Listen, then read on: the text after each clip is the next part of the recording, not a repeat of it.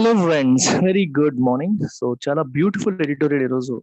COVID-19 వల్ల దేశమంతా suffer అవుతున్న క్రమంలో ఎకానమీకి ప్లస్ ఆర్థిక వ్యవస్థలో ఉన్న రకరకాల సెక్టర్స్ కి హెల్ప్ చేయడం కోసం రిజర్వ్ బ్యాంక్ ఆఫ్ ఇండియా ముందుకు వచ్చింది. So Reserve Bank of India కొన్ని యాక్షన్స్ ని అనౌన్స్ చేయడం జరిగింది. ఆ అనౌన్స్ చేసిన యాక్షన్స్ గురించి మాట్లాడుతూ ఈ ఎడిటోరియల్ అనేది ఉంది.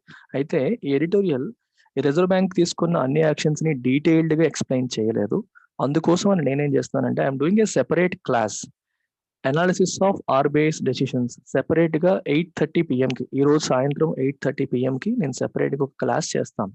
ఈ క్లాస్ అందరికీ ఫ్రీ యాక్సెస్ ఇవ్వడం అనేది జరుగుతుంది. అంటే మా యూపీఎస్సీ ఇన్ఫినిటీతో ఉన్న వాళ్ళతో పాటు బయట స్టూడెంట్స్ జాయిన్ కాని వాళ్ళు కూడా ఈ లైవ్ క్లాస్ అటెండ్ కావచ్చు.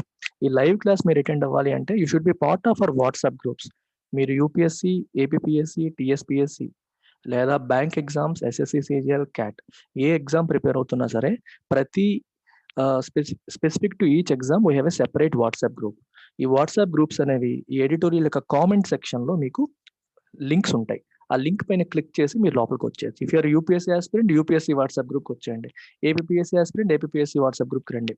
అన్ని వాట్సాప్ గ్రూప్ లోనూ నేను క్లాస్ యొక్క లింక్ పెడతాను. I will cover everything in detail from the fundamentals. అందులో ఉన్న ప్రతి ఒక్క టర్మ్ ని ఎక్స్ప్లెయిన్ చేస్తూ దీని ఇంప్లికేషన్ ఏంటి, రిజర్వ్ బ్యాంక్ ఆఫ్ ఇండియా తీసుకున్న ఈ నిర్ణయాల యొక్క ఇంప్లికేషన్ ఏంటి, ఎందుకు ఇలా చేస్తుంది, దీనివల్ల ఏంటి ఉపయోగం అనేది డీటెయిల్డ్ గా క్లాస్ లో కవర్ చేయడం అనేది జరుగుతుంది. వీటితో పాటు డిఫరెంట్ ఎగ్జామ్స్ కి అవసరమైన trial classes, sample classes plus మీకు మన ఇన్స్టిట్యూట్ లో ఉన్న కోర్స్ వివరాలు కూడా ఆ వాట్సాప్ గ్రూప్ లో ఉంటే మీకు తెలుస్తాయి. అప్పుడప్పుడు నేను చేసే ఆస్క్ మీ ఎనీథింగ్ సెషన్స్ లో కూడా మీరు అటెండ్ కావచ్చు. నేను జూమ్ లో చేసినప్పుడు మీరు డైరెక్ట్ గా నాతో మాట్లాడే అవకాశం కూడా ఉంటుంది. Right, so let's begin today's editorial. So before we begin, చాలా మందికి తెలియని విషయం చూడండి, మనం యూపీఎస్సీతో పాటు టీఎస్పీఎస్సీ మరియు ఏపీపీఎస్సీకి గ్రూప్ 1 కోర్సెస్ కూడా ఆఫర్ చేస్తున్నాం. ఆల్రెడీ క్లాసెస్ అనేవి స్టార్ట్ అయిపోయాయి. హిస్టరీ పోర్షన్ స్టార్ట్ అయ్యింది. అయితే I tell you 5 reasons group 1 మన దగ్గర ఎందుకు జాయిన్ అవ్వాలి. Life time validity, across AP and Telangana group 1 కి లైఫ్ టైం వ్యాలిడిటీ అందిస్తున్న ఒకే ఒక్క ఆర్గనైజేషన్ మనదే. క్లాసెస్ ఎవరు చెప్తారు అంటే UPSC faculty at UPSC standard ఏమాత్రం తగ్గించకుండా యూపీఎస్సీకి ఎలా అయితే ఉంటాయో సేమ్ అలాగే గ్రూప్ 1 కి కూడా ఉంటాయి. ఎటువంటి స్టాండర్డ్ తగ్గించడం అనేది ఉండదు. Absolutely student centric approach from the fundamental students కి అర్థమయ్యే ప్రతి విషయాన్ని కూడా అర్థమయ్యేలాగా నెమ్మదిగా చెప్పడం జరుగుతుంది. And this is something nobody gives. Group 1 కి జాయిన్ అయ్యే వాళ్ళకి గ్రూప్ 2 యాక్సెస్ ఫ్రీ ఇస్తున్నాం, ఎస్ఐ యాక్సెస్ ఫ్రీ ఇస్తున్నాం, ఐబీపీ అండ్ ఎస్ఎస్సి, సిజిఎల్ మిగిలిన గవర్నమెంట్ ఎగ్జామ్స్ యూపీఎస్సీ తప్పితే మిగిలిన గవర్నమెంట్ ఎగ్జామ్స్ అన్నిటికీ కూడా you will get free access. ఎంత ఫీజు? జస్ట్ 30,000 కి మీరు జాయిన్ అయిపోవచ్చు. మీరు రికార్డెడ్ ఆప్షన్ తీసుకుంటే ఒకేసారి పే చేస్తే 30, లైవ్ ప్లస్ రికార్డెడ్ 2 కావాలంటే 35, విత్ ఇన్స్టాల్మెంట్స్ లో అయితే 40. ఈ 40,000 ప్లాన్ పైన కూడా మీకు 5,000 ఆఫర్ ఉంది. సో 35,000 కి మీరు జాయిన్ అవ్వచ్చు. It is valid till 15th మే. చాలా మంది అడుగుతారు టీఎస్పీఎస్సీకి లేవేమో, ఓన్లీ ఏపీపీఎస్సీకి ఉన్నాయేమో. కాదు, టీఎస్పీఎస్సీకి ఏపీపీఎస్సీకి రెండింటికి కూడా సెపరేట్ గా గ్రూప్ 1 కోర్సెస్ అనేవి మనం ఆఫర్ చేస్తున్నాం. We have it for both TSPSC as well as APPSC. And one more thing that you should remember, daily current affairs చాలా చాలా యూస్ఫుల్. అది మీకు యూపీఎస్సీకి మేము డైలీ కరెంట్ అఫైర్స్ రోజు 8 PM కి చేస్తాం. అండ్ గ్రూప్ 1 ఆస్పిరెంట్స్ కి కూడా we're giving free access to that. అంటే యూపీఎస్సీ స్టాండర్డ్ లో కరెంట్ అఫైర్స్ ఏ రోజుకి ఆ రోజు, this is apart from Hindu analysis that happens on YouTube. Hindu analysis, PIB analysis కాకుండా రిమైనింగ్ ఆర్టికల్స్ ని కూడా ప్రతిరోజు 8 PM కి కవర్ చేయడం జరుగుతుంది. దానికి కూడా గ్రూప్ 1 ఆస్పిరెంట్స్ కి యాక్సెస్ అనేది లభిస్తుంది. So don't think twice, call Pratyusha madam. ఈ నెంబర్కి కాల్ చేసి 15th మే లోపు జాయిన్ అవ్వండి. మీరు ఈ స్పెషల్ ఫీ ఆఫ్ 35,000 కి వచ్చేయండి. ఇన్స్టాల్మెంట్స్ లో కట్టే ఛాన్స్ ఉంది. కరోనా వల్ల అందరూ ఇబ్బంది పడుతున్నారు ఆర్థికంగా. ఒకేసారి కట్టలేని వాళ్ళు హ్యాపీగా నెలకు 5,000 చొప్పున పే చేసి మీరు జాయిన్ అయిపోవచ్చు. ఇక్కడ ఉన్న ఫీచర్స్ అన్ని కూడా ఏపీపీఎస్సీ కూడా యాజ్ ఇట్ ఈస్ గా అప్లై అవుతాయి. సో మళ్ళీ నేను వేరేగా చెప్పాల్సిన అవసరం అయితే లేదు. యూపీఎస్సీ ఇన్ఫినిటీ మీకు ఆల్రెడీ తెలిసిందే, రోజు చెప్తూనే ఉన్నాం. So let's get into our editorial today. So title ఏం చెప్తుంది ఎడిటోరియల్ది? Lending hand. Lending hand, lending అంటే అప్పిచ్చే చెయ్యి. లెండ్ అంటే అర్థం ఏంటి? అప్పు ఇవ్వడం కదా. లెండింగ్ హ్యాండ్ అంటే అప్పిచ్చే చెయ్యి అని అర్థం. ఎవరి గురించి చెప్తున్నారు ఈ మాట? రిజర్వ్ బ్యాంక్ ఆఫ్ ఇండియా గురించి. ఓకే, లెండింగ్ హ్యాండ్ అనేది 2 రకాలుగా వాడచ్చు. కష్టాల్లో ఉన్నప్పుడు హీ లెంట్ ఏ హ్యాండ్, నాకు చెయ్యి అందించాడు. చెయ్యి అందించడం అంటే అర్థం ఏంటి? సాయం చేశారని. సో లెండింగ్ హ్యాండ్‌ని 2 రకాలుగా వాడొచ్చు. అప్పిచ్చే చెయ్యి అనుకోవచ్చు, సాయం చేసే చెయ్యి అని కూడా అర్థం చేసుకోవచ్చు. అందరూ కష్టాల్లో ఉన్న ఈ క్రమంలో reserve Bank of India has come forward to offer it's help. The RBI has signaled it is aware of the burden on healthcare providers during this period. Healthcare providers అంటే మనకి ఈ డయాగ్నోస్టిక్ సెంటర్స్ కానీ, hospitals కానీ వీటన్నిటిపైన ఎంత burden ఉంది అనే విషయం మాకు తెలుసు. ఎందుకంటే today health infrastructure is being stretched. ఒక్క హాస్పిటల్లో కూడా బెడ్స్ ఖాళీగా ఉండట్లేదు, నర్సులకు ఖాళీ ఉండట్లేదు, డాక్టర్స్ ఖాళీ ఉండట్లేదు, ఇన్ఫ్రాస్ట్రక్చర్ ఖాళీ లేదు. సో ఇప్పుడు హాస్పిటల్స్ అన్ని కూడా అప్గ్రేడ్ చేసుకోవాల్సిన టైం వచ్చింది, ఆక్సిజన్ సిలిండర్స్ పెంచుకోవాల్సిన టైం వచ్చింది, ఇన్ఫ్రాస్ట్రక్చర్ బిల్డ్ చేయాలి, కొత్త బిల్డింగ్స్ కట్టాల్సిన అవసరాల్లోకి వచ్చేసాయి. కానీ సడన్గా ఇంత మనీని ఇన్వెస్ట్ చేయాలంటే ఈ హెల్త్ కేర్ ప్రొవైడర్స్కి కూడా కష్టం. They need to invest a lot of capital, right? చాలా మూలధనాన్ని ఇన్వెస్ట్ చేయాలి. అందుకని రిజర్వ్ బ్యాంక్ ఆఫ్ ఇండియా వాటికి సహాయం చేయడానికి ముందుకొచ్చింది. సహాయం చేయడం అంటే ఫ్రీగా కాదు, అప్పిచ్చే రకంగా వచ్చిందనమాట. అందుకే ఆర్బీఐ హ్యాస్ సిగ్నల్డ్, ఒక సిగ్నల్ ఇచ్చింది ఏమని, that it is aware of the burden. Health care providers పైన ప్రస్తుతం ఏదైతే బర్డెన్ ఉందో, అంటే ఇమీడియట్ గా అప్గ్రేడ్ చేయాల్సిన అవసరం ఏదైతే ఉందో, ఆ బర్డెన్ ఏదైతే ఉందో నాకు తెలుసు, మీ బర్డెన్ గురించి నాకు తెలుసు అనేది రిజర్వ్ బ్యాంక్ ఆఫ్ ఇండియా తను తీసుకున్న యాక్షన్స్ ద్వారా ఇండికేట్ చేసింది. ఆ యాక్షన్స్ ఏంటి అనేది మనం ఇక్కడ చూచాయిగా చూద్దాము. డీటెయిల్డ్గా ఈరోజు సాయంత్రం జరిగే 8:30 PM క్లాస్లో డీటెయిల్డ్గా ఎక్స్ప్లెయిన్ చేస్తాను. ఎన్ని నిర్ణయాలు తీసుకుంది అన్నింటినీ కూడా డీటెయిల్డ్గా ఎక్స్ప్లెయిన్ చేస్తాను. Do join hour WhatsApp groups కోసం ఎడిటోరియల్ కామెంట్ సెక్షన్ని చెక్ చేయండి. మీరు ఏ ఎగ్జామ్ ప్రిపేర్ అయితే ఆ ఎగ్జామ్ వాట్సాప్ గ్రూప్లోకి వచ్చేసేయండి. The Reserve Bank of India's move on Wednesday to step in and join the fight against the second wave of pandemic through the announcement of measures aimed at alleviating any financing constraint for those impacted, including the healthcare sector, state governments, and the public, is a welcome and timely intervention. Reserve Bank of India తీసుకున్న move action ఈ రోజు Wednesday రోజు తీసుకుంది. ఏమని, దేనికోసం? To step in and join the fight against the second wave. Step in అంటే ఈ ఇష్యూలోకి enter అయ్యి సెకండ్ వేవ్ కి వ్యతిరేకంగా చేస్తున్న పోరాటంలో తను కూడా జాయిన్ అవ్వాలని తను తీసుకునే నిర్ణయం ఏదైతే ఉందో, ఏ రకంగా? Through the announcement of measures, అంటే తను ఏ చర్యలు తీసుకోబోతోంది అనేది అనౌన్స్ చేసింది. ఏంటవి? ఎందుకు ఆ చర్యలు? Aimed at alleviating any financing constraint. Financing constraint అంటే ఆర్థికంగా, ఫినాన్సింగ్ అంటే అర్థం ఏంటంటే, ఇప్పుడు ఏదన్నా మనం ఒక బిజినెస్ యాక్టివిటీ చేసినప్పుడు ఫినాన్సింగ్ అంటే అర్థం ఏంటి? దానికి అవసరమైన ధనాన్ని, మనీని సమకూర్చడం. ఫినాన్సింగ్ కన్స్ట్రైంట్ అంటే ధనాన్ని సమకూర్చే క్రమంలో మనం ఫేస్ చేసే అడ్డంకి, దాన్ని ఫినాన్సింగ్ కన్స్ట్రైంట్ అంటాం. ఆ కన్స్ట్రైంట్ని ఎలివియేట్ చేయడం అంటే అర్థం ఏంటి? దాన్ని తొలగించడం, దాన్ని రిమూవ్ చేయడం, దాని యొక్క తీవ్రతని, ఆ ప్రాబ్లం యొక్క తీవ్రతను తగ్గించడం. ఎలివియేట్ అంటే మీనింగ్ ఏంటంటే, ఏదన్నా ఒక సమస్య లేదా ప్రాబ్లం యొక్క తీవ్రతను తగ్గించడాన్ని మనం ఎలివియేషన్ అంటాం. సో ఫినాన్సింగ్ కన్స్ట్రైంట్, మనీ సమకూర్చడంలో ఉన్న ప్రాబ్లమ్స్ని తగ్గించడానికి రిజర్వ్ బ్యాంక్ ఆఫ్ ఇండియా ముందుకొచ్చింది, కొన్ని చర్యలు తీసుకుంది. ఎవరి కోసం? ఫర్ దోస్ ఇంపాక్టెడ్, ప్రభావితమైన వాళ్ళు ఎవరెవరు? Including the health care sector, state governments and the public కోసం, స్టేట్ గవర్నమెంట్ కోసం మరియు హెల్త్ కేర్ సెక్టర్, గవర్నమెంట్స్ కోసం కూడా కొన్ని చర్యలు తీసుకుంది, అలాగే హెల్త్ కేర్ సెక్టర్ కోసం తీసుకుంది, పబ్లిక్ కోసం కూడా తీసుకుంది. ఇలా తీసుకోవడం అనేది ఈజ్ ఎ వెల్కమ్, అంటే ఆహ్వానించదగ్గ, మరియు టైమ్లీ అంటే సరిగ్గా సమయానికి వచ్చిన ఇంటర్వెన్షన్ యాక్షన్. ఇంటర్వెన్షన్ అంటే అర్థం ఏంటంటే, ఏదన్నా ప్రాబ్లమ్ని సాల్వ్ చేయడానికి ప్రభుత్వం తీసుకునే యాక్షన్, ప్రభుత్వ రంగ సంస్థలు తీసుకునే యాక్షన్ని ఇంటర్వెన్షన్ అంటాం. ఇంటర్ఫియర్ అనే పదం మీరు వినుంటారు. ఇంటర్ఫియర్ అనే పదం ఏంటి? ఇంకొకరి విషయాల్లో తలదూర్చడం. ఇంటర్వెన్షన్ అనే పదం పాజిటివ్గా వాడతారు. అంటే ఏదైనా సమస్య ఉన్నప్పుడు తలదూర్చి దాన్ని సాల్వ్ చేయడానికి ప్రయత్నం చేయడాన్ని ఇంటర్వెన్షన్ అంటాం. Intervention is nothing but involving in a difficult situation to resolve it. ఇప్పుడు ఎవరు ఇంటర్వీన్ అవుతున్నారు? Reserve Bank of India is trying to intervene to resolve this difficult problem. The furious pace at which new COVID-19 infections and fatalities have been mounting in recent weeks has not only overwhelmed the nation's health infrastructure, but has begun to significantly impair economic activity, just as the economy appeared to have turned the corner from last year's debilitating contraction. చూడండి ఎన్ని పదాలు వచ్చాయో. So అందుకే economy article వచ్చినప్పుడు నేను చాలా enjoy చేస్తాను. దాంట్లో వొకాబులరీ కూడా బాగుంటుంది. అంటే మీరు ఒకే దెబ్బకి 2 పెట్టెలు అన్నట్టు ఎకానమీ పైన గ్రిప్ తెచ్చుకోవచ్చు, మంచి వొకాబులరీ కూడా నేర్చుకోవచ్చు. చూడండి, ద ఫ్యూరియస్ పేస్. ఫ్యూరియస్ అంటే అర్థం ఏంటి? Angry. If someone is furious, that means is very angry. Furious అంటే పెద్ద కరోనా మన మీద ఏదో పగబట్టినట్టుగా, కోపోద్రిక్తమైనట్టుగా అంత స్పీడ్గా గ్రో అయిపోతుంది. ఏంటి గ్రో అవుతుంది? At which new COVID-19 infections ఎంతగా గ్రో అవుతున్నాయి. అండ్ ఫెటాలిటీస్ అంటే చావులు, కోవిడ్-19 వల్ల చనిపోయే వాళ్ళ సంఖ్య కూడా ఎంత ఎక్కువగా పెరిగిపోతుంది. అండ్ అవి ఏమవుతున్నాయి? హ్యావ్ బీన్ మౌంటింగ్ అంటే పెరిగిపోవడం, బాగా గ్రో అయిపోతున్నాయి ఇన్ రీసెంట్ వీక్స్. అంటే గత కొన్ని వారాలుగా ఈ మధ్యన ఉన్న గత కొన్ని వారాలుగా కోవిడ్-19 ఇన్ఫెక్షన్స్ మరియు కోవిడ్-19 వల్ల వస్తున్న ఫెటాలిటీస్ బాగా పెరిగిపోవడం ఏదైతే ఉందో ఇది ఏం చేసింది? Has not only overwhelm the nations health infrastructure. మన దేశం యొక్క హెల్త్ ఇన్‌ఫ్రాస్ట్రక్చర్ పైన మోయలేని భారాన్ని మోపేసింది. ఓవర్‌వెల్మ్ అంటే మీకు రకరకాల మీనింగ్స్ వస్తాయి. It's an overwhelming response. Overwhelming అంటే ఒక మీనింగ్ ఏంటంటే causing high emotional impact. Causing high emotional impact.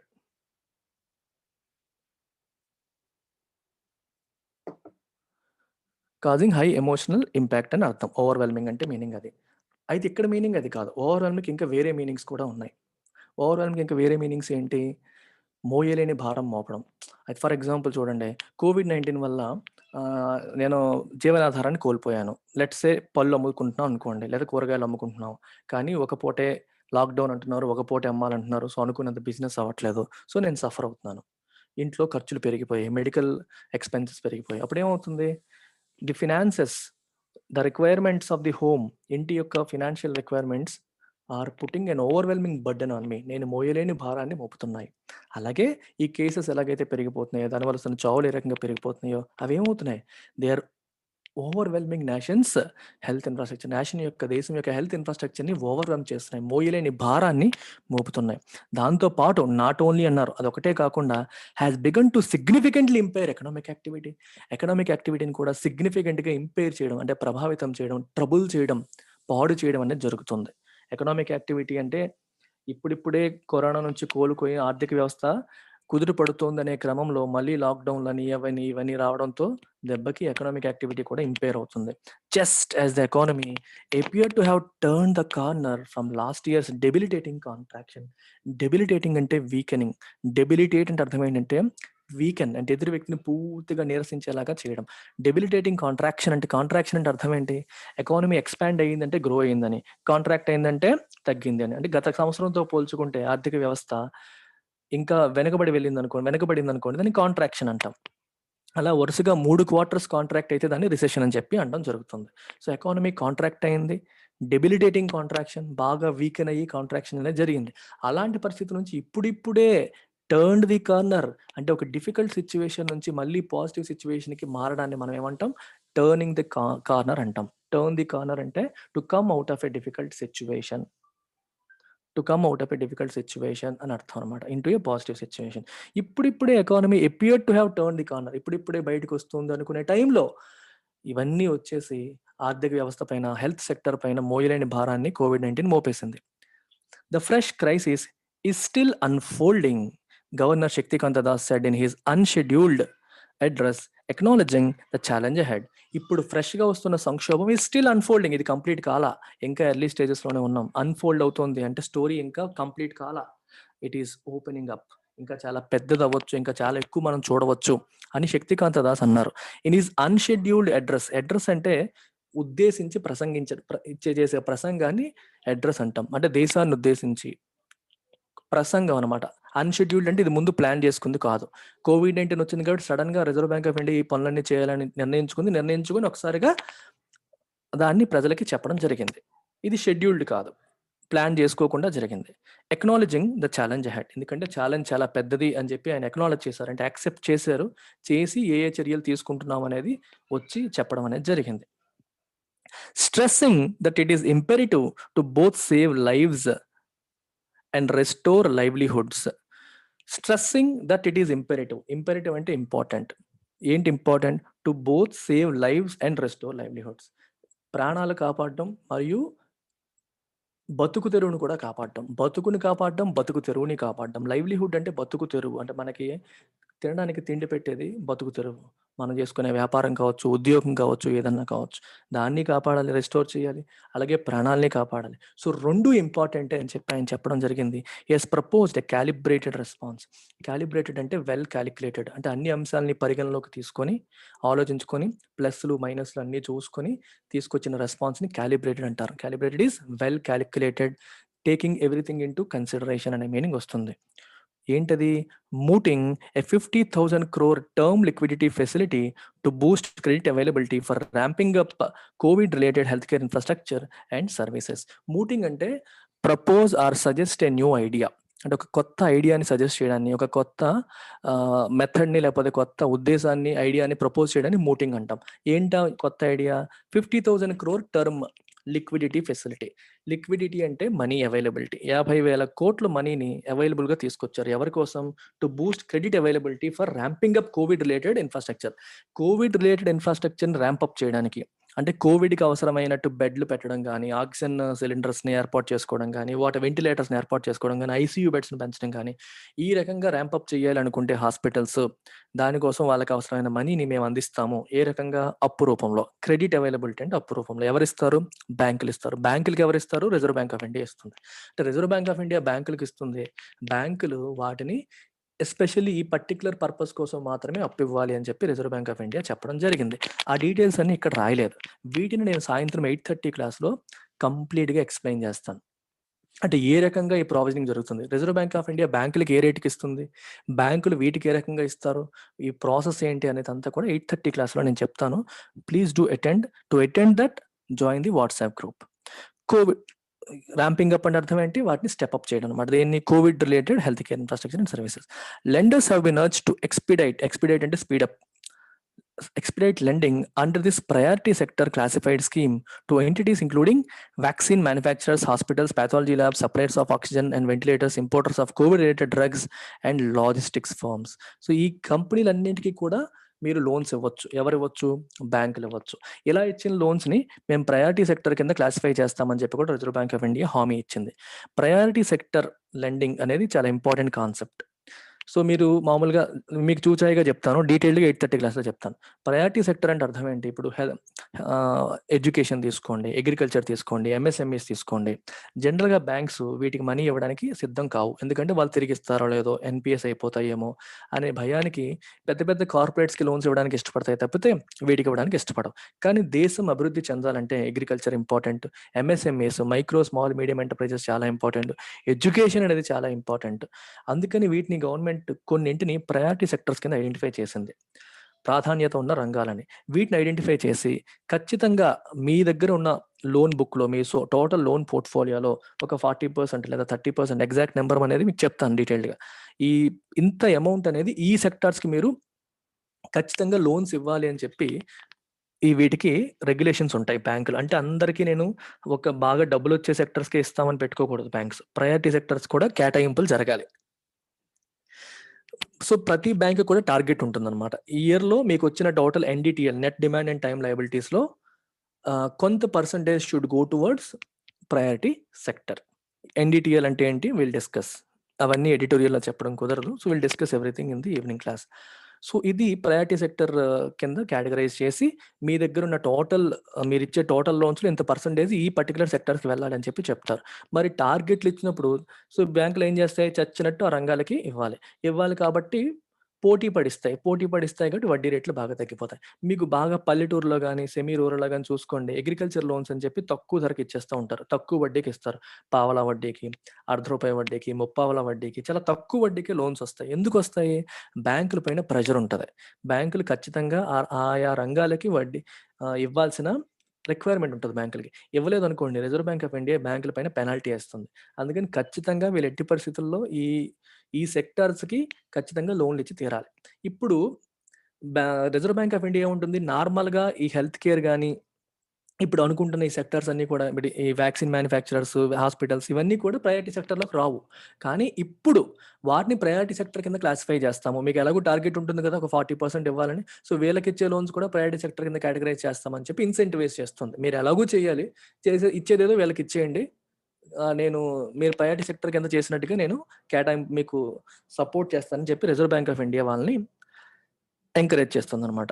And although Mr. Das said the scheme would also cover patients requiring treatment, he failed to spell out how those most in need of financial assistance to cover their surging medical bills could borrow the funds. Shaktikanta Das ఏమన్నారు, patients కూడా ఈ scheme cover చేస్తుంది, అంటే 50,000 కోట్లలో ప్రజలు కూడా అప్పు తీసుకోవచ్చు అని చెప్పారంట. కానీ ఎలా అనేది చెప్పలేదు. He fail to spell out, detailing అనేది చెప్పలేదు. ఏ రకంగా ఆర్థికంగా అవసరాల్లో ఉన్నవాళ్ళు, ఎందుకు to cover their surging medical bills, పెరిగిపోతున్న మెడికల్ బిల్స్ ని కవర్ చేయడానికి ఆర్థికంగా అవసరాల్లో ఉన్నవాళ్ళు ఏ రకంగా వీటిని తీసుకోవచ్చు అనేది క్లియర్ గా చెప్పలేదు. సో ఇది ఒక పెద్ద problem. In directing the flow of credit to the sector most in focus at the moment, the RBI signaled it is cognizant of the burden on the healthcare and allied providers. Cognizant అంటే it is aware of. చూడండి, in directing the flow of credit to the sector most in focus at the moment, ఈ moment లో అందరి దృష్టి ఉన్న sector ఏది? Health care sector. Health care sector కి credit flow అయ్యేలాగా చేయడం ద్వారా రిజర్వ్ బ్యాంక్ ఆఫ్ ఇండియా ఏమని సిగ్నల్ చేసింది, ఏమని ఇండికేట్ చేసింది? That it is Cognizant, that it is aware. Health care sector పైన ఉన్న బర్డెన్ ఏంటనేది మాకు తెలుసు, వేర్ అవేర్ ఆఫ్ దట్ అని చెప్పడం జరిగింది. హెల్త్ కేర్ మరియు అలైడ్ ప్రొవైడర్స్. అలైడ్ అంటే దానికి అనుబంధ రంగాలు, అంటే vaccine manufactures, labs, diagnostic labs, pharmaceutical companies, ఇవన్నీ అనమాట. However, how much lending capital stressed banks would be willing to write into their COVID loan books remains to be shown. అయితే ఇప్పుడు చూడండి, రిజర్వ్ బ్యాంక్ ఆఫ్ ఇండియా ఎవరికైనా direct గా అప్పులు ఇస్తుందా? ఇవ్వదు. రిజర్వ్ బ్యాంక్ ఆఫ్ ఇండియా బ్యాంకులకు ఇస్తుంది, బ్యాంకులు వాటిని వీళ్ళకి ఇవ్వాలి. ఇది చాలా important aspect. Reserve Bank of India direct గా ఇచ్చేస్తే ప్రాబ్లం లేదు, కానీ Reserve Bank of India direct గా ఎలా ఇస్తుంది? అన్ని బ్రాంచ్లు ఉండవుగా. Reserve Bank of India bank కాదు కదా, it's central bank, it is the banker to bank. So Reserve Bank of India మనీని బ్యాంకులకు అందుబాటులోకి తెస్తుంది, బ్యాంకులు రిజర్వ్ బ్యాంక్ ఆఫ్ ఇండియా దగ్గర తీసుకుని వీళ్ళకి ఇవ్వాలి. అయితే బ్యాంకులు ఎంతవరకు ఇస్తాయి అనేది రిమైన్స్ టు బి సీన్. బ్యాంకుల విల్లింగ్నెస్ బట్టి ఆధారపడుతుంది. ఎందుకంటే బ్యాంకులు ఆల్రెడీ సఫర్ అవుతున్నాయి, వాళ్ళకి లోన్స్ రావాల్సిన, వాళ్ళ దగ్గర లోన్ తీసుకున్న వాళ్ళు తిరిగి ఇవ్వట్లేదు, ఎకానమీ ఇంకా పూర్తిగా రికవర్ అవ్వలేదు కాబట్టి ఎన్పిఎస్ పెరిగిపోతున్నాయి, ఆల్రెడీ బ్యాంకులు సఫర్ అవుతున్నాయి. కొత్తగా లోన్స్ ఇవ్వడానికి బ్యాంక్ సంసిద్ధం అవుతాయా లేదనేది we have to wait and see. The central bank's focus on small borrowers, including unorganized businesses and MSM enterprises, both through enhanced provision of credit via small finance banks and a fresh resolution framework for existing borrowings, is also heartening, as these economic participants were already among the worst hit during the last year's contraction. Okay. ఇప్పుడు health care sector గురించి మాట్లాడేసాం. Health care sector తర్వాత reserve Bank of India తీసుకొని ఇంకో నిర్ణయం ఏంటి? Small borrowers అంటే MSMEs, micro small medium enterprises, వీళ్ళ గురించి కూడా రిజర్వ్ బ్యాంక్ ఆఫ్ ఇండియా ఒక యాక్షన్ తీసుకుంది. ఏమని? Enhanced provision of credit via small finance banks. Small finance banks అని ఉంటాయి. ఈ స్మాల్ ఫినాన్స్ బ్యాంక్స్ ద్వారా ఎంఎస్ఎంఈస్ కి కూడా క్రెడిట్ అందుబాటులోకి తీసుకొచ్చే ప్రయత్నం చేస్తుంది. 10,000 కోట్లు అనుకుంటా, ఎగ్జాక్ట్ నెంబర్ మీకు ఈవినింగ్ క్లాస్లో నేను చూసి చెప్తాను, ఇక్కడ రాయలేదు అవి కూడా. Small finance banks can take loans from RBI and then extend the loans to MSMEs అనమాట. తక్కువ వడ్డీకే లోన్స్ ఇచ్చే అవకాశాన్ని కల్పిస్తుంది. అండ్ వీటిని కూడా ప్రయారిటీ సెక్టర్ కింద క్లాసిఫై చేసుకోవచ్చు. ఎంఎస్ఎంఈస్ ఎనీవే ప్రయారిటీ సెక్టర్ కిందకి వస్తాయి, ప్రయారిటీ సెక్టర్ లెండింగ్ కింద క్లాసిఫై చేసుకోవచ్చు. And fresh resolution framework for existing borrowings, already తీసుకున్న బారోయింగ్స్ అప్పులకి రెజల్యూషన్ ఫ్రేమ్వర్క్ కూడా తీసుకొచ్చారు. రెజల్యూషన్ ఫ్రేమ్వర్క్ అంటే అర్థం ఏంటంటే, ఎలాగా ఇప్పుడు కట్టలేకపోతున్నారు, టైంకి కట్టలేకపోతున్నారు, ఏం చేయాలి? వీళ్ళపైన కేసులు పెట్టేసి ముయించేయాలా, ఇన్సాల్వెన్సీ అండ్ బ్యాంక్రప్సీ కూడా ప్రయోగించాలా, లేకపోతే కూర్చొని మాట్లాడుకోవాలా, రీస్ట్రక్చర్ చేసుకోవాలా, అలా అనమాట. రెజల్యూషన్ ఎలా ఈ సమస్యను ఎలా పరిష్కరించుకోవాలి అనే విషయంలో కూడా ఒక కొత్త ఫ్రేమ్వర్క్ ని వాళ్ళు రిలీజ్ చేయడం అనేది జరిగింది. సో ఇది హార్టనింగ్ అంటే అర్థం ఏంటి? హ్యాపీ, గుడ్ అంటే ఆనందదాయకం. is also heartening, as these economic participants were already among the worst hit during last year's contraction. Last year contraction లో ఈ ఎంఎస్ఎంఈస్ వీళ్ళందరూ కూడా చాలా సఫర్ అయ్యారు. సో కాబట్టి వాళ్ళకి మంచి చేయడానికి రిజర్వ్ బ్యాంక్ ఆఫ్ ఇండియా తీసుకునే చర్యలన్నీ కూడా ఇలాంటి చర్యలు తీసుకోవడం అనేది హార్టనింగ్, సో ఆనందదాయకం అని అర్థం. However, the norms laid down for resolution, including the proviso that only those borrowers who had not already availed of restructuring assistance and whose loans were standard as on March 31st, 2021 would be eligible for fresh resolution, lays an onerous burden on those that the RBI itself admits are the most vulnerable. So చాలా పెద్ద sentence అది చూడండి. However, అయినప్పటికీ norms అంటే rules, light down అంటే reserve Bank of India తీసుకొచ్చిన ఈ rules ఏవైతే ఉన్నాయో దేనికి? ఫ్రెష్ రెజల్యూషన్ కి, రీస్ట్రక్చర్ చేసుకోవడానికి. ఒక పదం చూడండి, ఇక్కడ రీస్ట్రక్చరింగ్ అనే పదం వచ్చింది. You need to understand the meaning of this word restructuring. What is restructuring? మీకు ఎగ్జాంపుల్ చెప్తాను. ఇతను మనీ లెండర్ అనుకోండి. ఇతను మనీ తీసుకున్నవాడు అనుకోండి. సో, మనీ తీసుకున్నాడు. లెట్ అస్ సే 10 లాక్స్ తీసుకున్నాడు అనుకోండి. 5 ఇయర్స్‌లో తిరిగి కడతానని చెప్పి అన్నాడు అనుకోండి. ఎట్ 10% ఇంట్రెస్ట్ అని చెప్పి ఒప్పుకున్నారు అనుకోండి. కానీ ఈ వ్యక్తి కట్టలేకపోతున్నాడు. తినేమో కట్టాల్సింది కట్టలేకపోతున్నాడు మనీ. కట్టలేకపోయిన తర్వాత ఇతను పోలీస్ కేస్ పెడతానని చెప్పి బెదిరించాడు. అలా కాదండి, కూర్చొని మాట్లాడుకుందాం. నేను ఎగ్గొడతాను అనట్లేదు. కొంచెం రీస్ట్రక్చర్ చేసుకుందాము అని చెప్పి ఈయన ప్రపోజ్ చేశాడు అనుకోండి. సరే, రీస్ట్రక్చర్ చేసుకుందాము, యాక్సెప్టెడ్ అన్నారు. సో, రీస్ట్రక్చర్ చేసుకోవాలంటే ఇప్పుడు ఈయన ఏంటి 5 ఏళ్లలో కట్టాలి కదా! సార్ నేను 5 ఏళ్లలో కట్టలేను, 10 ఇయర్స్‌లో కడతాను అంటాడు. ప్రపోజల్ పెట్టాడు 10 ఇయర్స్‌లో కడతాను. సరే, 10 ఇయర్స్ అంటే నాకు రిస్క్ పెరిగిపోతుంది. కాబట్టి నేను 10%కి ఒప్పుకోను, వడ్డీ పెంచుతాను అని చెప్పి ఈయన అనొచ్చు. సరే, నేను 12% వడ్డీ ఏస్తానని చెప్పి ఈయన అంటాడు. ఇప్పుడు ఏం జరిగింది మనకి? టర్మ్ మారింది, వడ్డీ రేట్ మారింది. అంటే టర్మ్స్ అండ్ కండిషన్స్, మనం అప్పు తీసుకునేటప్పుడు ఏవైతే టర్మ్స్ అండ్ కండిషన్స్ ఉంటాయో వాటిని ఇద్దరు కూర్చొని మాట్లాడుకొని ఇద్దరికీ అనుకూలంగా ఉండేలాగా మార్పు చేసుకుంటే దాన్ని రీస్ట్రక్చరింగ్ అంటాం. అంతకంటే ఏం లేదు, సింపుల్ థింగ్. అలాగే బ్యాంక్ దగ్గర ఎవరైతే అప్పు తీసుకున్నారో ఆ కంపెనీ కూర్చొని మాట్లాడుకొని, మేము 5 ఏళ్లలో కట్టాలి, 10 ఏళ్లలో కడతాము, మీరు తక్కువ వడ్డీ అన్నారు, నాకు ఎక్కువ వడ్డీ ఇవ్వండి. ఇలా ఇద్దరు కూర్చొని ఏదో మాట్లాడుకొని సెటిల్ చేసుకుంటే దాన్ని రీస్ట్రక్చరింగ్ అని చెప్పి అంటాం. అది రీస్ట్రక్చరింగ్ అనేది మీరు ఇప్పుడు చేసుకోవచ్చు బ్యాంకులతో కూర్చొని అని చెప్పి రిజర్వ్ బ్యాంక్ ఆఫ్ ఇండియా చెప్పింది. కానీ ఎవరికి అవకాశం ఇచ్చింది? బారోవర్స్. చూడండి, ఇది చాలా important. Only those borrowers who had not already availed of restructuring. Last year కూడా రీస్ట్రక్చరింగ్ అవకాశం అనేది ఇచ్చారు. లాస్ట్ ఇయర్ ఎవరైతే ఉపయోగించుకోలేదో వాళ్ళకి మాత్రమే ఇస్తామని చెప్పి చెప్పడం జరిగింది. రెండోది, and whose loans were standard as on March 31, 2021. March 31, 2021 నాటికి ఏ లోన్స్ అయితే స్టాండర్డ్ అంటే అప్పటి వరకు ఎగ్గొట్టకుండా ఉన్నవాళ్ళు. మీకు అసెట్స్ని standard assets, sub standard assets అని చెప్పి అంటారు. స్టాండర్డ్ అసెట్స్ అంటే, అసెట్ అంటే అర్థం ఏంటి బ్యాంక్ పరంగా? అసెట్ అంటే మామూలుగా మీనింగ్ ఏంటి? ఆస్తి. ఆస్తి అంటే ఏంటి? మనకు ఆదాయాన్ని ఇచ్చేదాన్ని ఆస్తి అంటాం. బ్యాంకులకి ఆదాయాన్ని ఇచ్చేవేంటి? లోన్స్. లోన్స్ ఇచ్చినప్పుడే కదా లోన్స్ మీద వచ్చిన వడ్డీ వల్ల బ్యాంకులకి ఆదాయం వస్తుంది. సో, లోన్స్‌ని బ్యాంకులు అసెట్స్ అని చెప్పి అంటాయి. అసెట్స్‌ని మనం ఎలా కేటగరైజ్ చేయొచ్చు? Standard assets, sub standard assets. Standard asset అంటే అర్థం ఏంటి? స్టాండర్డ్‌గా ఉంది, ప్రాబ్లమ్స్ లేవు. అంటే దానికి రావాల్సిన వడ్డీ గాని, ఈఎంఐ గాని టైంకి వచ్చేస్తున్నాయి అని అర్థం. అది స్టాండర్డ్ అసెట్. 90 డేస్ దాటిపోయినా ఈఎంఐ రాలేదనుకోండి, అంటే 3 మంత్స్ అయిపోయింది అయినా మనకు రావాల్సిన ఈఎంఐ రాలేదు అనుకోండి, then it will be categorised as sub standard asset. Sub standard అసెట్స్‌ని ఇంకా 1 ఇయర్ పోయిన తర్వాత కూడా అలాగే ఉంటే డౌట్‌ఫుల్ అసెట్ అంటారు. 2, 3 ఏళ్ళు అయినా సరే అసలు ఆడిటింగ్ చేసి ఇంకెప్పటికి ఇవ్వలేరు అనుకుంటే లాస్ అసెట్ అని చెప్పి అంటారు. ఈ 3 కూడా ఎన్‌పీఏ క్లాసిఫికేషన్. నాన్ పర్ఫార్మింగ్ అసెట్స్‌లో 3 కేటగరీస్ అన్నమాట. Sub standard assets, doubtful assets and మూడవది loss assets. Will talk about all these things in evening 8:30 class. Do attend it. ఇది చాలా ఇంపార్టెంట్. ఇవన్నీ తెలియాలి మనకి. ప్రతిదీ తెలిస్తేనే మనకి క్లారిటీ వస్తుంది. Unless we know about these things, we will not understand what's happening here. March 31 నాటికి ఏ లోన్స్ అయితే స్టాండర్డ్‌గా ఉన్నాయో వాళ్ళకి మాత్రమే ఎలిజిబిలిటీ ఉంటుందని చెప్పారు. సో, ఇలా చెప్పడం వల్ల ఏమవుతుంది? It is putting onerous burden on those that the RBI itself admits are the most vulnerable. ఎవరైతే ఎక్కువగా రిస్క్‌లో ఉన్నారో, కోవిడ్-19 వల్ల ఎవరైతే ఎక్కువగా సఫర్ అవుతున్నారో, ఎవరైతే ఎక్కువ సఫర్ అవుతున్నారో రిజర్వ్ బ్యాంక్ ఆఫ్ ఇండియా భావిస్తుందో, వల్నరబుల్ అంటే అర్థం ఏంటి? People who are at the risk of a calamity. అంటే ఒక వైపరీత్యం, ఒక నెగెటివ్ యాక్టివిటీ, ఒక అన్‌ప్లెజెంట్ యాక్టివిటీ వల్ల ఎవరైతే ఎక్కువగా సఫర్ అవుతారో వాళ్ళు వల్నరబుల్. మీకు ఎప్పుడు ఎగ్జాంపుల్ చెప్తాను. People in Vizag are more vulnerable to tsunami than those in Hyderabad. సునామీకి వైజాగ్‌లో ఉన్న వాళ్ళకి వల్నరబిలిటీ ఎక్కువ. హైదరాబాద్‌లో ఉన్న వాళ్ళకంటే వైజాగ్‌లో ఉన్న వాళ్ళకే. వైజాగ్‌లో సముద్రం ఉంది. సముద్రంలోనే సునామీ వస్తుంది. వైజాగ్‌లో ఉన్న వాళ్ళకి వల్నరబిలిటీ ఎక్కువ. అలా అన్నమాట. Mister Das was also unreasonably sanguine about the economic impact of the second wave, even as he granted that high frequency indicators are emitting mixed signals. దీని అర్థం ఏంటి? He was also unreasonably sanguine. Sanguine అంటే optimistic, positive. Unreasonable అంటే లాజికల్‌గా కాదు. Reasonable అంటే logical. Unreasonable అంటే illogical. ఆయన చాలా పాజిటివ్‌గా, ఆప్టిమిస్టిక్‌గా ఉన్నాడంట. ఏ విషయంలో? About the economic impact of the second wave. Second wave వల్ల ఎకనామిక్ ఇంపాక్ట్ ఎంత ఉంటుందనే విషయంలో ఆయన నెగెటివ్‌గా లేడు. అంత పెద్దగా అవుతుంది అన్నట్టుగా మాట్లాడట్లా. బానే ఉంటది, పెద్ద ప్రాబ్లమ్ ఏమి రాదు అన్నట్టుగా he is positive. Even as he granted that high frequency indicators are emitting mixed signals. అంటే హై ఫ్రీక్వెన్సీ ఇండికేటర్స్ ఏమో మిక్స్డ్ సిగ్నల్స్ ఇస్తున్నాయని చెప్పి ఆయనే అంటున్నాడు. హై ఫ్రీక్వెన్సీ ఇండికేటర్స్ అంటే అర్థం ఏంటి? ఇండస్ట్రియల్ యాక్టివిటీ, ఇండస్ట్రియల్ గ్రోత్ ఉందా లేదా? లేకపోతే పర్చేసింగ్ మేనేజర్స్ ఇండెక్స్ అంటాం, పీఎంఐ అంటాం.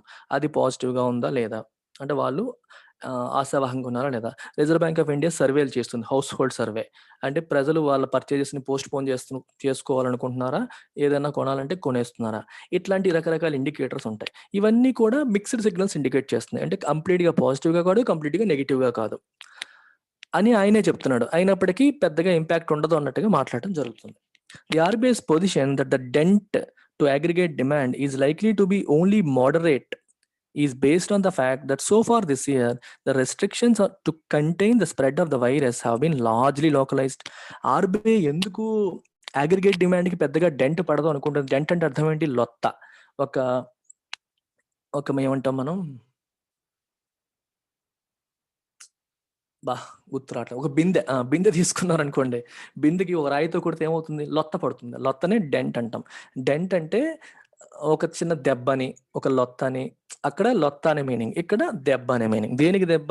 Aggregate demand. అగ్రిగేట్ డిమాండ్ అంటే అర్థం ఏంటి? కన్జంప్షన్. ప్రజలంతా కలిపి ఎంత కొంటున్నారు? కంపెనీస్ అన్నీ కలిపి ఎంత ఇన్వెస్ట్ చేస్తున్నాయి? రైట్? ఇలా అనమాట. C+I+G ఇవన్నీ రాస్తాం చూడండి. X-M. Aggregate demand. ఓవరాల్‌గా డిమాండ్ సైడ్ చూస్తే ఎన్ని పర్చేజెస్ జరుగుతున్నాయి అనే దానికి ఎంత దెబ్బ తగులుతుంది అనే విషయంలో ఆయన ఎక్కువ దెబ్బ తగలదు, మోడరేట్‌గానే ఉంటుందని చెప్పి అంటున్నాడు. ఎందుకు మోడరేట్‌గా ఉంటుందని అనుకుంటున్నాడు ఆయన? Is based on the fact that so far this year ఇప్పటి వరకు ద రెస్ట్రిక్షన్స్ టు కంటైన్ అంటే అర్థం ఏంటి? కంట్రోల్, అరికట్టడం. కరోనా వైరస్ పరిధిని అరికట్టడానికి గవర్నమెంట్స్ తీసుకున్న రెస్ట్రిక్షన్స్ అన్ని కూడా హైలీ లోకలైజ్డ్. ఇప్పుడు చూడండి, ఆంధ్రాలో ఉదయం 6 నుంచి 12 వరకు మాత్రమే షాపులు తెరుచుకోవచ్చు, 12 తర్వాత కర్ఫ్యూ అన్నారు. అంటే ఇలా లోకలైజ్డ్గా ఏ రాష్ట్రానికి ఆ రాష్ట్రానికి పెడుతున్నారు తప్ప నేషనల్ వైడ్ లాక్డౌన్ అనేది ఇప్పటి వరకు లేదు. కాబట్టి పెద్దగా ఎకనామిక్ యాక్టివిటీ దెబ్బ పడకపోవచ్చు అని చెప్పి రిజర్వ్ బ్యాంక్ అనుకుంటోంది. With more and more voices from the opposition to top industry groups urging a nationwide lockdown to break the chain of transmission, Mr. Das may need to very quickly revisit his assumptions. With more and more voices from the opposition నుండి more and more voices మరియు top industry groups నుంచి more and more voices, వీళ్ళందరూ దేనికి? Urging ఏ nation wide lockdown. మొత్తం దేశవ్యాప్తంగా lockdown విధించండి. దేనికి? To break the transmission chain. ఈ virus ఒకరి నుంచి ఒకరు వ్యాపిస్తుంది, ఎవరెలా వాళ్ళంటే వ్యాప్తి అనేది అరికట్టడం జరుగుతుంది. So please nationwide lockdown విధించండి అని చెప్పి అపోజిషన్ పార్టీలు అడుగుతున్నాయి, ఇండస్ట్రియల్ గ్రూప్స్ కూడా అడుగుతున్నాయి. ఒకవేళ నిజంగా గవర్నమెంట్ విధించేస్తే అప్పుడు he may need to very quickly revisit his assumption. ఈయన ఏవైతే అజంప్షన్స్ తీసుకున్నాడో వాటన్నిటిని మళ్ళీ మార్చుకోవాల్సి వస్తుంది. He may need to revisit them. మళ్ళీ వాటిని పునః పరిశీలించాల్సిన అవసరం వస్తుంది అని చెప్పి ఈ స్టేట్మెంట్ చెప్తుందన్నమాట. So again I'm looking forward to meeting all of you. మీ అందరితో మాట్లాడాలనుకుంటున్నాను. 8:30 PM. Don't forget to attend this. 8:30 PM today on Zoom. ఎలా అటెండ్ అవ్వాలి? దీనికి సంబంధించిన పూర్తి క్లాసు మన వాట్సాప్ గ్రూప్లోకి మీరు వస్తే అన్ని వాట్సాప్ గ్రూప్స్లోనూ లింక్ పెడతాను. వాట్సాప్ గ్రూప్లోకి ఎలా వస్తారు? ఎడిటోరియల్ యొక్క కామెంట్ సెక్షన్లో చెక్ చేయండి. You will have all the WhatsApp groups. Click on it. Live class attend అవ్వండి. మీకు ఏమైనా డౌట్స్ ఉంటే అడగండి.